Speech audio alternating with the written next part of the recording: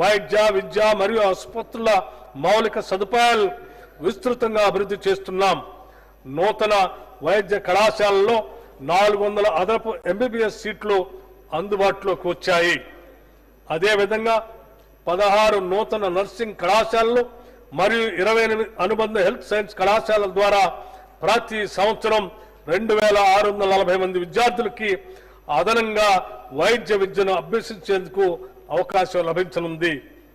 100 ఏళ్లకు పైగా చరిత్ర గల శిథిలావస్థలో ఉన్న ఉస్మానియా ఆసుపత్రికి తిరిగి పూర్వ వైభవం కలిగించేందుకు 27 ఎకరాల విస్తీర్ణంలో 2700 కోట్ల రూపాయల వ్యయంతో అత్యాధునిక వైద్య సదుపాయాలు కలిగిన నూతన భవన నిర్మాణానికి శంకుస్థాపన చేశాం.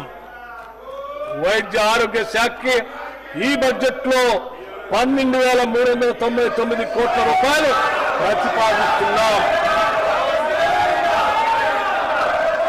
దేశంలోనే అత్యంత వేగంగా పట్టణీకరణ తెలంగాణలో జరుగుతుంది. పలు ఐటీ పరిశ్రమల ఏర్పాటు, మౌలిక సదుపాయాల విస్తరణ, ప్రభుత్వం చేపట్టే విప్లవాత్మక చర్యలు దీనికి దోహదపడుతున్నాయి. హైదరాబాద్ తో పాటు తరువాత స్థాయి నగరాలైన వరంగల్, నిజామాబాద్, ఖమ్మం కూడా అభివృద్ధి పరుస్తున్నాం.